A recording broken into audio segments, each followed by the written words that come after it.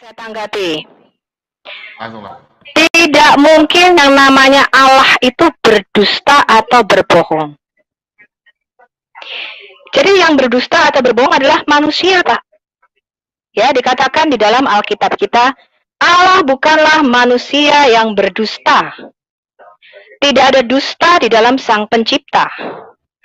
Jadi kalau ada kesalahan sejarah, itu tidak mungkin datangnya dari Tuhan. Karena sejarah itu adalah fakta kebenaran yang bisa kita konfirmasi. Ya, satu-satunya fakta kebenaran yang bisa dikonfirmasi adalah lewat fakta sejarah. Ya, makanya Alkitab itu merupakan firman Allah yang bisa kita percayai. Ada 4 kanon, 4 standar. Yang pertama adalah ditulis oleh saksi-saksi mata. Yang kedua mengandung nubuatan yang digenapi di situ. Yang ketiga dibuktikan dengan sejarah yang tidak bertentangan. Kita mempunyai 25.000 penemuan arkeologi yang mendukung fakta-fakta sejarah di dalam Alkitab. Misalnya nama-nama raja, nama-nama kota, nama-nama tempat. Contoh, kalau di Alkitab tertulis Yerusalem, kemudian ada kota Sodom, kota Gomora misalnya, itu dikonfirmasi oleh penemuan arkeologi yang kita sebut dengan tablet-tablet Ebla, Pak, pada zaman Abraham.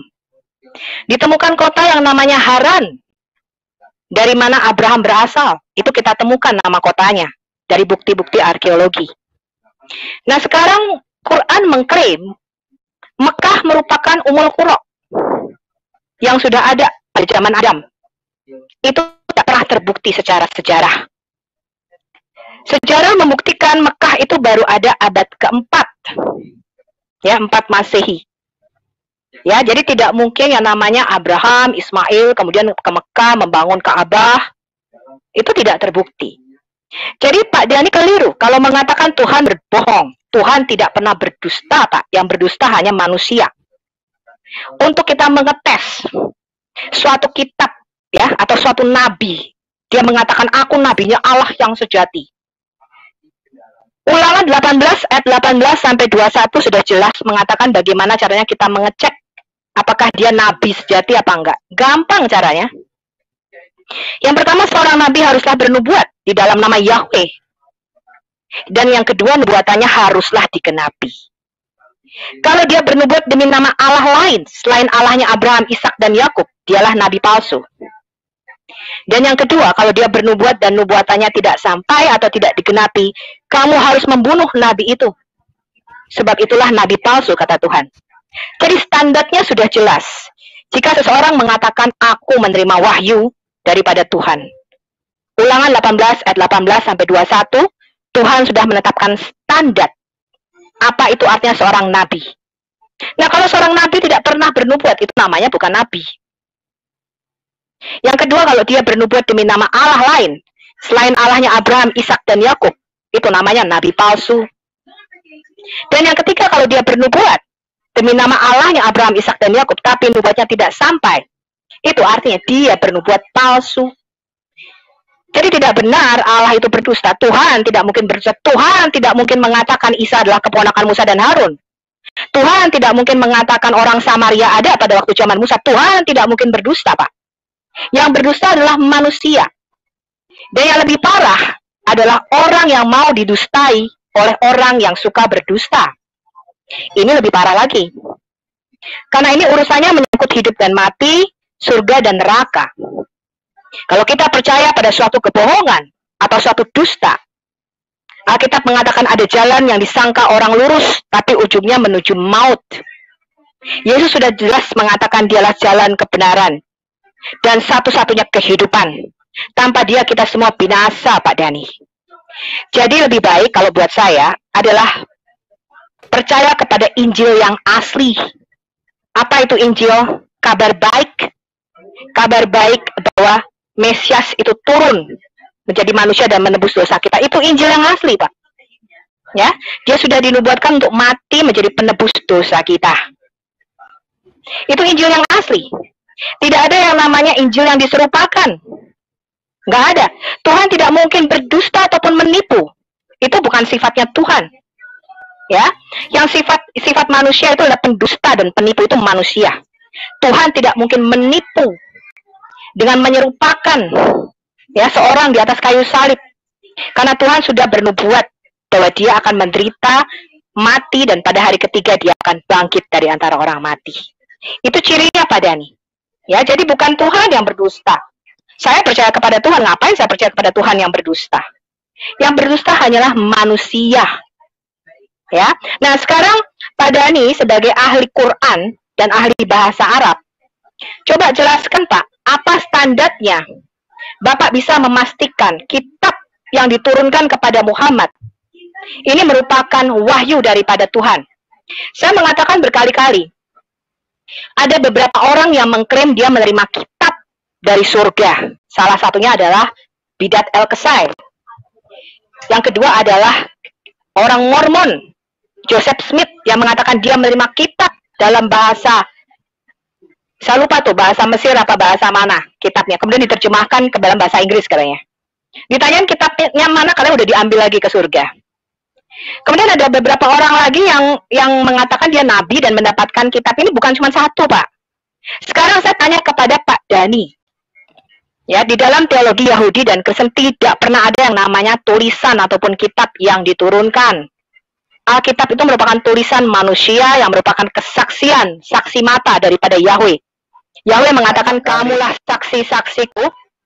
Kamulah saksi-saksiku, ya, bahwa tidak ada Tuhan selain aku. Dan itulah yang dituliskan oleh para nabi. Sekarang saya tanya ke Pak Dhani. Ada orang mengaku mendapatkan kitab dari surga. Apa standarnya Pak Dhani percaya kepada orang itu? Silakan. Selamat malam semuanya dan salam mempesona. Pak, Bu, Mempesona apa lu, dikarungin aja mempesona. Wah, Bu, halo Sofia Jendel, sorry Sofiatul. sebentar Pak Dhani dulu, saya tanggapi Sofiatul dulu. Saya mau karungin Sofia Jendel. Aku tanya Pak Dhani, kamu nggak ada ilmunya, kamu minggir dulu, kamu ilmunya cetek. Kamu ilmunya cetek. Kamu nggak selevel sama saya. Sebentar Pak Dhani. Pak Dhani, saya mau counter Sofiatul nih. Serahkan ke saya Pak Dhani. Saya tambahkan dulu Bu Sofiatul ya, saya tambahkan ya Bu, pertanyaan Ibu. Jadi begini Pak Dhani. Oh, jangan ditambah dulu, biar kita tanggapi dulu. Bom-bom adil ini bom-bom. Buktikan saja. Kamu juga nggak adil tadi. Kamu si Timothy kamu turunin, kamu kick kok di tempatmu. Pakai timer. Mau saya buka nih rekamannya, Pak Bom nih, share Pak. Buka. Kamu itu banyak omong Aditya. Kamu aja di tempatmu aja kamu tentuin Timothy. Gitu. Sebentar Pak. Saya mau tambahkan kepada Dhani, ya, tambahan dari Bu Sofiatul. Buktikan Pak Dhani, ya kita nggak usah bicara Al-Quran. Al-Quran pasti dibela oleh Pak Dhani. Kita nggak usah bicara Alkitab. Alkitab pasti kita bela. Dia masing-masing bela. Sekarang buktikan saja berdasarkan sejarah. Karena sejarah sudah membuktikan apa yang di Alkitab itu benar dan ada. Sekarang Bapak buktikan aja berdasarkan sejarah. Al-Quran itu kebenarannya di mana? Silakan. Kita tanggapi dulu pernyataan Sofiatul tadi Berani. Ya, boleh Berani ya? Nanti dijawab pertanyaan Sofiatul. Boleh Berani ya? Silakan Bang Aditya. Mantap, mempesona. Oke, terima kasih atas waktunya. Selamat malam semuanya, Pak Bom-Bom, sang penggugat, Sofiatul, Palidara, Antonius, Agama Tuan, Horas, Pak Dhani. Assalamualaikum warahmatullahi wabarakatuh. Oke, jadi begini, tadi kan saya juga nyimak di YouTube ya, yang mana Sofiatul mengatakan bahwasanya seorang nabi itu harus dinubuatkan. Ini yang harus digarisbawahi. Ya. Dan Yesus juga dinubuatkan di dalam kitabnya saya bahwanya seorang perempuan muda akan melahirkan seorang laki yang akan diberi nama Immanuel dan segala macam. Lalu jawab sebentar dulu. Iya, sebentar dulu. Kenapa Tuhan lu bisa salah sejarah itu loh? Ini waktu saya Maria ada pada zaman Musa. Jangan dipotong dulu, Quranmu bertarung ya. Itu loh, kamu buktikan Quranmu salah. Jangan potong dulu, audio saya juga keras. Jangan potong dulu. Lah, lu ilmunya aja dikarungin lu. Udah, diam dulu, biar saya masukin karung. Ya, jangan dipotong dulu. Ilmu lu cetek, ilmu lu nggak ada. Audio saya juga nanti saya pulkan kalau kamu hancur nanti. Udah, begini ya. Kamu tuh sudah hancur. Dasar-dasar Islammu tuh sudah kuhancurkan. Jadi kamu tuh nggak ada ilmunya, Adit ya. Ya, kesalahan sejarah di dalam Quran saja sudah membuktikan itu bukan firman Allah. Ini Sofiatul ini ngomong aja begini loh. Ya, dengar dulu. Iya, nggak mungkin Tuhan itu salah. Tadi kan tadi mengatakan Tuhan tidak mungkin berdusta. Ya, makanya kita buktikan kitab suci itu yang mana dari Tuhan. Ya, kalau kita, oke kita uji. Dulu dia dulu nih. Dia takut sekali kau masuk karung. Udah, dengar. Ya. Ya. Masuk karung Jadi, kamu. udah. Kamu udah masuk karung berkali-kali loh. Sudah, dengar ya. Aditya, sebentar, teman-teman ya, sebentar aja. Teman-teman, ini sebentar Aditya harus kau nonton Pak Bom khotbah. Teman-teman, ini sebentar semua. Dul, kenalkah kamu dengan Tuhanmu? Anak-anak Kristen perlu nonton ya, belum perlu Aditya kau nonton Pak Bom khotbah sebentar. Dahsyat sebentar khotbahnya. Haleluya. Oke, kita akan masukin karung dengan pernyataannya sendiri. Dia tadi kan mengatakan seorang nabi itu harus dinubuatkan. Dan Yesus dinubuatkan di dalam kitab Yesaya, berarti Yesus itu nabi. Seorang nabi itu harus bernubuat. Dengar dulu. Jangan potong. Kamu bego. Bego. Perempuan. Dia berdiri waktu saya. Jangan 18. Siapa yang duluan? Mengatakan seorang nabi itu dia jadi kamu dengar begitu aja sudah salah. Makanya IQ-mu terlalu rendah karena kamu dengar pernyataanku saja salah. Turunin dulu deh. Sabar. Iya, kalau telinga saya sakit kok. Iya, makanya telinga sakit turunin aja dulu. Bu Sofiatul, biarkan dulu Aditya bicara ya. Waktu silakan. Enggak, saya mengkritisi karena tadi saya mengatakan seorang nabi itu harus bernubuat. Ya, bernubuat di dalam nama Allahnya Abraham, Ishak dan Yakub. Ya, makanya dia denger ini aja udah salah. Artinya IQ-nya dia begitu rendah gitu loh. Iya, maka orang kalau punya adab berdiskusi itu dengar dulu biar cerdas gitu loh. Itu maksud saya ya. Jadi begini, lah kamu bego. Aditya, ini Pak Bobo. Sabar. Bu, sabar ya. Aditya, dalam kitab Kejadian Keluaran Ulangan Bilangan itu Nabi Musa bernubuat ya. Saya akan bisa tunjukkan ayat banyak, ribuan ayat. Oke? Sekarang Bu Sofiatul maksudnya tuh seorang nabi itu bernubuat. Silakan. Kau tolong lanjutkan, silakan. Nanti kalau kau salah. Ya, oke, saya selesaikan sedikit lagi ya. Dia kan katakan tadi seorang nabi harus dinubuatkan di dalam perjanjian lama, bla bla dan segala macam ya. Seorang nabi ya harus digarisbawahi. Dia mengatakan seorang nabi harus dinubuatkan ya, berarti Yesus. Bukan salah. Bukan seorang nabi dinubuatkan, seorang nabi. Pernyataannya sudah membuktikan kebodohannya kan? Ya. Nabi bernubuat, Nabi Musa bernubuat kedatangan. Aduh. Oke. Seorang nabi, ya, oke. Nabi bernubuat. Ya, nabi bernubuat. Yang dinubuatkan siapa di situ? Katakan Tuhan ya. Ya, katanya Tuhan.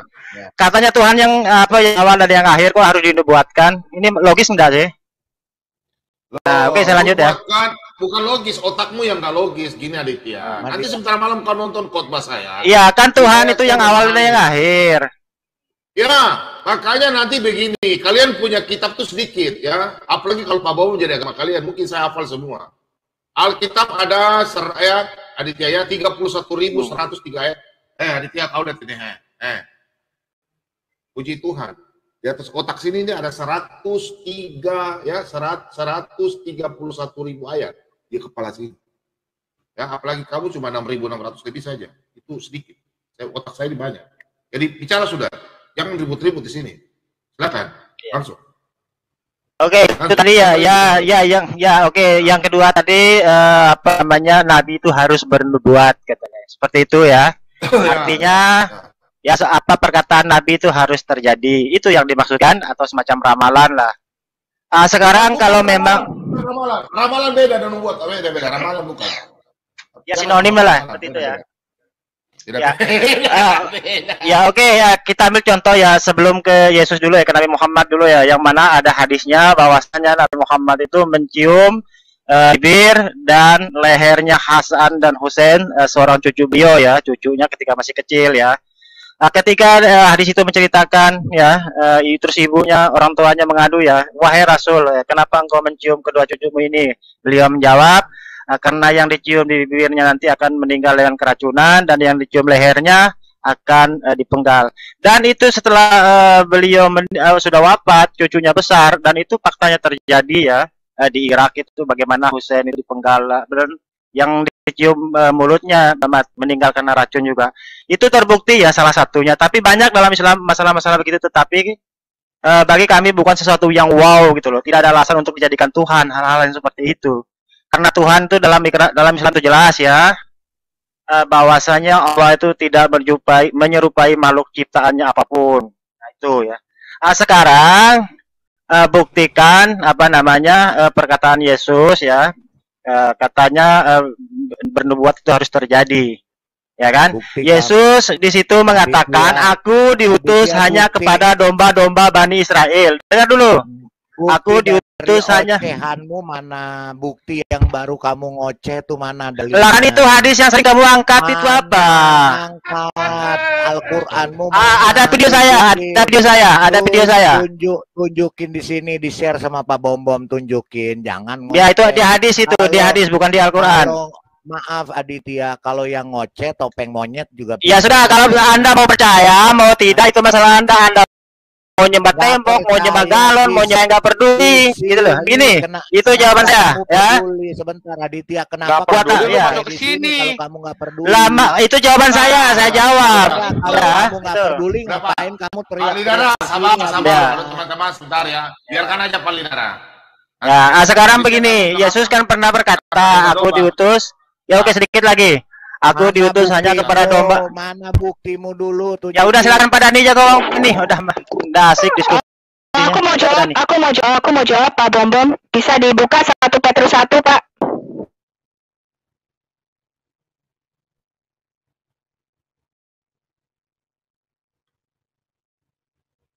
Aditya, kamu makan daging babi Aditya, spota kamu buka. 1 Petrus. Bu, 1 Petrus berapa, Bu? Bu Supiatul. Bu? Ya, sebentar. 1 Petrus 1. Lagi sesing di Google itu. Baca mulai ayat 10 ya, Pak ya. Ayat 9 deh aku baca. Mengenai apa, Bu? Biar supaya tahu. Nubuatan. Jadi mengapa nubuatan ini merupakan salah satu sesuatu yang penting, ya? Oh iya, ini sudah Bu, sudah ada di ayat. Saya jelaskan dulu, jangan dipotong. Jadi kalau kita tanya kepada Muslim, apa sih nubuatannya Muhammad? Di dalam Quran sama sekali tidak memuat nubuatan satupun, ya zero. Quran tidak bernubuat apapun. Ya, nah kenapa kita tanyakan nubuatan penting? Karena Tuhan berkata di kitab Yesaya 49 ayat 9 sampai 10. Tuhan berkata demikian, cirinya nih, kalau seorang nabi menerima wahyu daripadaku, kata Tuhan, I declare the end from the beginning. Tuhan berkata, aku sudah mengatakan akhir segala sesuatu dari sejak awalnya. Jadi Tuhan mengatakan demikian. Sebelum hal itu terjadi, aku sudah ngomong lebih dulu ke kamu. Supaya ketika hal itu terjadi, kata Tuhan, kamu tahu bahwa bukan Allah asing yang mengatakannya, melainkan aku sendiri. Jadi Tuhan itu berbicara di dalam profesi atau nubuatan. Alkitab itu merupakan kitab nubuatan. Ada sekitar 8.300 nubuatan di dalam Alkitab Perjanjian Lama. 350 bernubuat mengenai kedatangan Mesias yang pertama. Ya. 8.300 nubuatan. 350 itu nubuatan janji kedatangan Mesias. Kenapa nubuatan ini penting? Yang pertama, Tuhan itu dikatakan dia berdiam di tempat tinggi dan di dalam kekekalan. Artinya, kekekalan, dia itu berdiam di luar dimensi ruang dan waktu. Bagi Tuhan nggak ada waktu. Jadi kalau bagi kita manusia, ketika kita melihat satu kejadian, kita melihatnya in sequence. In sequence artinya per kejadian. Kita nggak tahu masa depan. Saya nggak tahu nanti 10 menit lagi, ya misalnya kayak Vanessa Angel ketabrak di jalan tol. We didn't know. Kalau tahu nggak mungkin kita naik mobil ke sana. Jadi bagi Tuhan, di mata Tuhan, Tuhan itu bisa melihat masa lalu, masa sekarang, dan masa depan sekaligus. Dan hanya Tuhan yang bisa melihat masa depan. Makanya Tuhan mengatakan kalau kamu mengundang roh-roh peramal, dukun-dukun, cenayang, kamu mencoba melihat, ya, kamu coba melihat di atas dimensimu. Jadi kamu naik dimensi di atasmu, di atas dimensi waktumu, dan kamu mencoba melihat apa yang akan terjadi. Kamu bersekutu dengan roh-roh peramal, kamu najis, kata Tuhan. Kamu harus dihukum mati. Karena masa depan itu kepunyaan Tuhan. Ya, makanya Tuhan berkata cirinya nih, kalau aku yang ngomong, aku tuh sudah bicara lebih dulu sebelum hal itu terjadi. Ya, 8.300 nubuatan. Contoh tentang Kores Agung. Ya, Kores Agung itu sudah dinubuatkan sekitar 150 tahun oleh Nabi Yesaya sebelum orangnya lahir. Kores Agung itu Kores kedua. Ya, itu hanya salah satu contoh. Di dalam video saya mengenai profesi atau nubuatan, Yesus itu menggenapi hampir kurang lebih 300 secara detail. Dia lahir dari seorang perawan, lahirnya harus di Bethlehem, lahirnya nggak boleh di bawah pohon korma, harus di Migdal Eder, sesuai dengan nubuatan Nabi Mika 4. Nggak boleh lahir di bawah pohon korma, lahirnya harus di Migdal Eder, Bethlehem, Efrata. Dan itu sudah dinubuatkan. Jangan panjang-panjang dulu. Ini bukan presentasi. Kamu diam dulu. Sebentar, jawab nubuat saya dulu. Diam dulu, turunin dulu. Saya mau bicara dulu untuk pemirsa yang mendengarkan Pak Bom. Turunin dulu ini Pak. Untuk 8 nubuatan saja digenapi di dalam diri satu orang. Probabilitasnya itu 1/157. Artinya impossible tanpa campur tangan Tuhan. Dengar ya. Untuk 8 nubuatan digenapi muncul probabilitasnya bersamaan di dalam diri satu orang, itu probabilitasnya 1/157. Itu udah kuantriliun itu. Artinya impossible tanpa campur tangan Tuhan. Yesus menggenapi berapa nubuatan? Yesus menggenapi 300 nubuatan. Cara matinya harus ditusuk tangan dan kakinya. Matinya harus digantung pada pohon. Nggak boleh matinya dipenggal, apalagi ditembak pakai pistol. Sudah dinubuatkan, dikhianati oleh sahabat orang terdekatnya yang makan semeja dengannya, dijual dengan 30 keping perak. Ya, hanya 8 nubuatan saja, probabilitasnya untuk muncul di dalam diri satu orang adalah 1/157. Anda bisa baca di dalam bukunya Dr. Peter Stoner, Science Speak. Ya, Yesus menggenapi lebih dari 300 nubuatan, detail. Yang belum digenapi adalah kedatangannya yang kedua.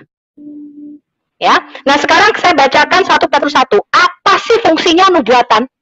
Kalau kita tanya Muslim, di dalam Quran ada nubuatan mengenai sidik jari, nubuatan mengenai percetakan, nubuatan mengenai gunung-gunung yang bakal dilubangi, ya, mengenai apa? Gunung berapi di dalam lautan dan sebagainya. Itu nggak penting. Ini loh tujuannya nubuatan. 1 Petrus 1 ayat 9 sampai 10 saya bacakan. Saya bacakan ya. Karena kamu telah mencapai tujuan imanmu. Ini kata Rasul Petrus. Apa sih tujuan kita beriman? Keselamatan jiwamu. Jadi tujuan kita percaya, kita beriman adalah keselamatan jiwamu.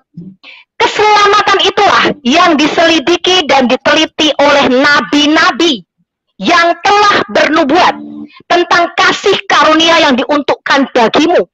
Dan mereka meneliti saat yang mana dan bagaimana yang dimaksudkan oleh roh Kristus yang ada di dalam diri mereka. Yaitu roh yang sebelumnya memberi kesaksian tentang segala penderitaan yang akan menimpa Kristus dan tentang segala kemuliaan yang menyusul sesudah itu. Kepada mereka telah dinyatakan bahwa mereka bukan melayani diri mereka sendiri, tapi melayani kamu, yang segala sesuatunya telah diberitakan sekarang kepada kamu dengan perantara mereka yang oleh Roh Kudus diutus dari surga menyampaikan berita Injil kepada kamu, yaitu hal-hal yang ingin diketahui oleh malaikat-malaikat. Jadi, dan kita beriman, itu adalah keselamatan jiwa, dan tujuan nabi-nabi bernubuat adalah mereka menunjuk dan bernubuat tentang kedatangan Sang Mesias, yaitu Juru Selamat. Makanya ketika waktu dia 8 hari, kalian baca di kitab Lukas 2. ketika dia dibawa ke bait suci, Simeon itu berkata, Tuhan, sekarang aku boleh memejamkan mataku dengan tenang, sebab aku telah melihat dengan mataku sendiri, yaitu Yeshuamu, keselamatanmu, yang telah engkau janjikan kepada bangsa Israel. Jadi nabi-nabi itu bernubuat untuk kedatangan sang juru selamat supaya nggak salah pilih.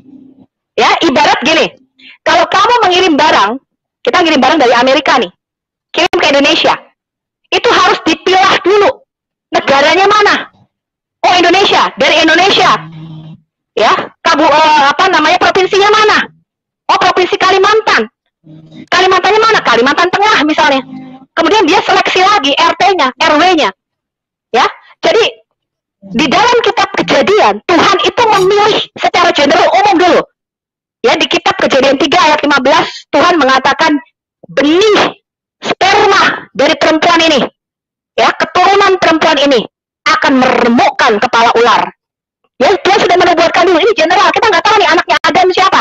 Yang penting harus dari manusia. Ya, kemudian di Kejadian 12, Tuhan memilih secara khusus Abraham. Ya, tadi saya bilang supaya kamu tuh nggak salah alamat, supaya parsel ketika dikirim dari Amerika, itu sampai ke rumahmu. Dia melakukan yang namanya pemilihan, seleksi. Dipersempit. Dari semua anak-anak Adam, Tuhan memilih garis keturunan Set, karena Habel sudah dibunuh. Dari anak-anak Set, gak semuanya, Set itu anaknya banyak. Tuhan memilih garis keturunan Nuh. Nuh anaknya 3, Sem, Ham, dan Yafet. Tuhan memilih Sem. Dari Sem dia memilih Abraham. Dia melakukan pemilihan, makin dipersempit. Dan kepada Abraham Tuhan berjanji, keturunanmu akan menguasai dunia. Dan keturunanmu akan memberkati dunia. Makanya kita tahu Mesias harus lahir anaknya Abraham. Sekarang anaknya Abraham yang mana? Anaknya Abraham 8. Ya, Ismail dari Hagar, Ishak dari Sarai, 6 lagi dari si Ketura, istrinya ketiga. Yang mana nih anaknya? Tuhan mengikat perjanjian dengan Ishak. Dikatakan keturunan Abraham, yang disebut keturunan Abraham adalah keturunan Ishak. Kepada Ishaklah aku akan mengikat perjanjian yang kekal. Ishak anaknya kembar, Esau dan Yakub. Tuhan berkata, aku menolak Esau, aku membenci Esau, tapi aku mengasihi Yakub. Dan ketika dia menampakkan diri kepada Musa, dia mengatakan, akulah Elohe Abraham, Elohe Ishak, dan Elohe Yakub. Dialah Abraham, Ishak, dan Yakub. Karena Tuhan melakukan pemilihan. Ya, dari semua keturunan Israel, dia memilih Yehuda. Dari Yehuda, dia memilih keluarga Daud, keluarga Isai. Dikatakan dari tunggul Isai, aku akan memunculkan branch, the holy branch, cabang yang kudus. Dan dia memilih Daud yang paling bungsu. Maka dikatakan Mesias itu disebut anak Daud. Supaya apa nubuatan ini? Supaya nggak salah Mesias. Karena ada banyak orang yang mengaku juru selamat. Ada banyak orang yang mengaku saya tuh nabi itu yang bisa bawa kamu ke surga. Tapi Yesus mengatakan, haruslah digenapi semua yang tertulis tentang aku, mulai dari kitab Taurat Musa, kitab Nabi-Nabi, dan kitab Mazmur. Jadi Mesias itu sudah dinubuatkan lahirnya harus dari Daud, gak boleh dari anaknya Pak Joko, apalagi anaknya Pak Abdul. Harus dari anaknya Daud. Mesias itu gak boleh, Mesias itu sudah dinubuatkan, ya sesuai dengan Mika 4 dan Mika 5. Lahirnya gak boleh di bawah pohon kurma. Lahirnya harus di Migdal Eder. Ya, menara kawanan domba yang dibangun Yakub untuk Rahel. Harus lahir di situ, itu dekat Yerusalem. Karena dia dinubuatkan sebagai anak domba yang akan dipersembahkan sebagai korban penebus dosa. Maka dia harus lahir di kandang domba, yaitu di Migdal Eder. Ya, menara kawanan jaga. Sampai sekarang Migdal Eder itu masih ada. Harus lahirnya di Bethlehem Efrata, nggak boleh lahirnya di Lampung, apalagi di Jayapura, tempatnya Pak Bom Bom, nggak boleh. Nggak boleh. Jadi kalau ada orang ngaku kemudian kita cek, ternyata kemarin, dia bukan dari keturunan Abraham, nggak laku itu. Kemarin katanya lahir di itu, Bu. Katanya si Zuma masuk kan menyamar, katanya lahir di Palestina. Pak, coba buka Mika 5, Pak. Mika 5 ayat 2. Kita buka Mika 5. Jadi nabi-nabi itu bernubuat bukan tentang si Jari, ya, tentang nanti Hasan dan Hussein itu matinya bakal itu enggak, itu kita enggak, itu enggak ada hubungannya sama keselamatan jiwa. Ya, ketika kita menyelidiki kitab-kitab suci, saya tuh nggak pengen tahu tentang adanya operasi plastik, tentang sidik jari, tentang gunung-gunung yang berlubang, nggak penting. Ketika kita menyelidiki kitab suci tentang nubuatan, kenapa nubuatan itu penting? Karena semua nabi bernubuat untuk keselamatan jiwa, yaitu apa? Kasih karunia bahwa nanti akan datang seorang goel, seorang penebus. Dan kita tahu namanya Yeshua, namanya Yesus. Dan udah dikasih tahu ciri-cirinya anak Tuhan. Makanya Galatia 4 ayat 4 dikatakan, setelah genap waktunya, maka dia mengutus anaknya ke dalam dunia.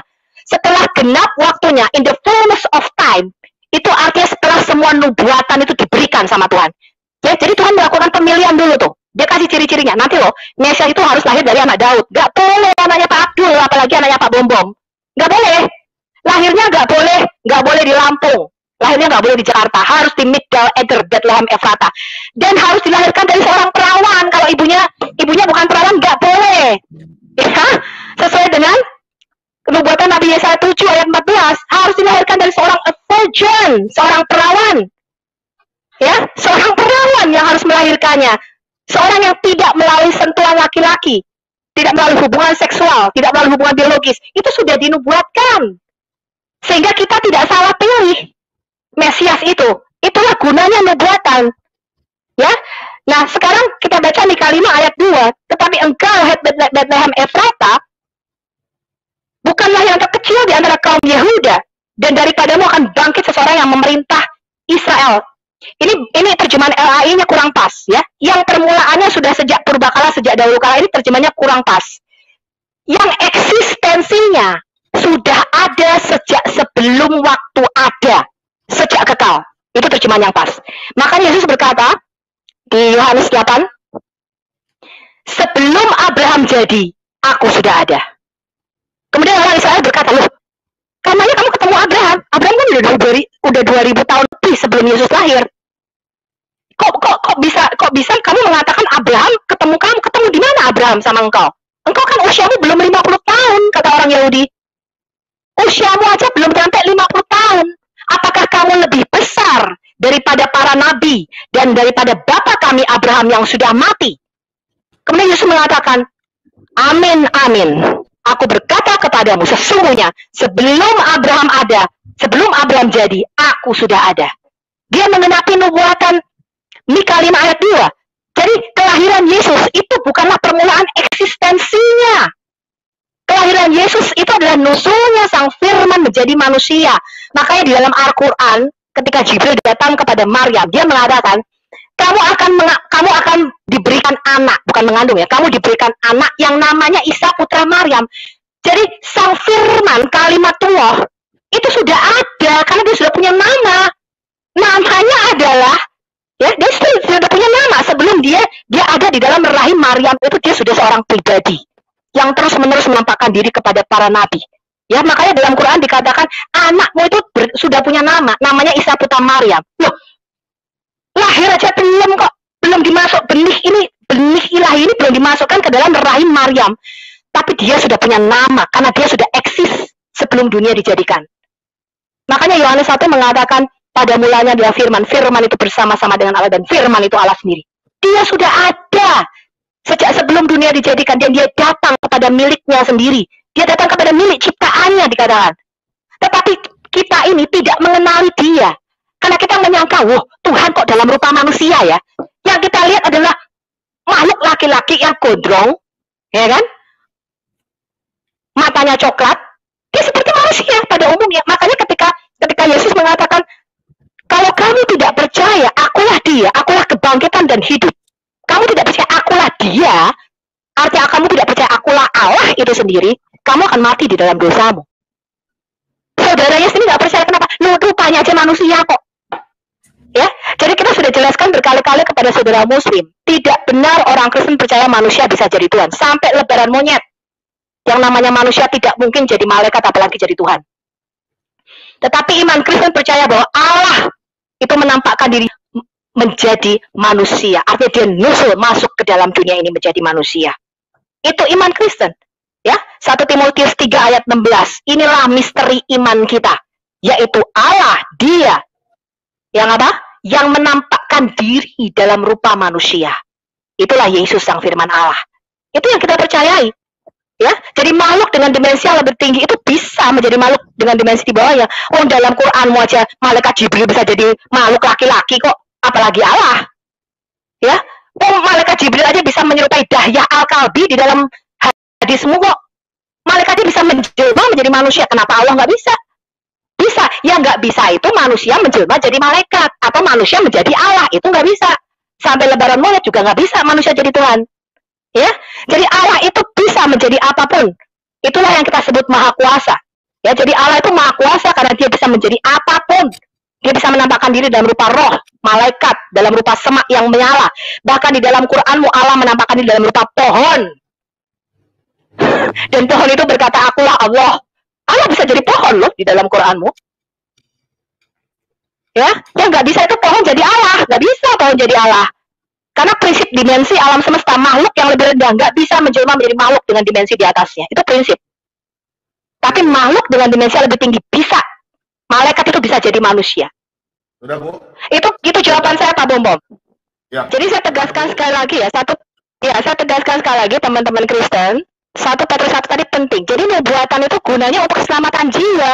Ya, bukan hubungannya Hasan Hussein mau mati di lindis kereta juga nggak ada hubungan sama saya gitu. Ya, jadi ketika kita baca Quran, ketika kita baca Alkitab, yang mau kita cari itu adalah nubuatan mengenai apakah kita bisa diselamatkan dari kematian kekal. Itu fungsinya nubuatan.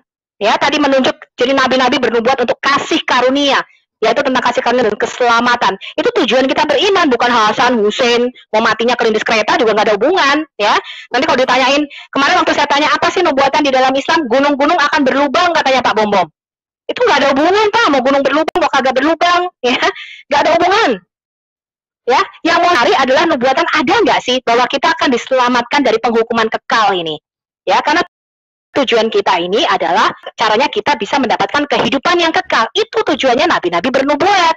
Ya, bukannya gunung-gunung berlubang, sidik jari, operasi-operasi, nggak ada hubungan itu. Ya, sama iman. Ya begitu Pak Bombom.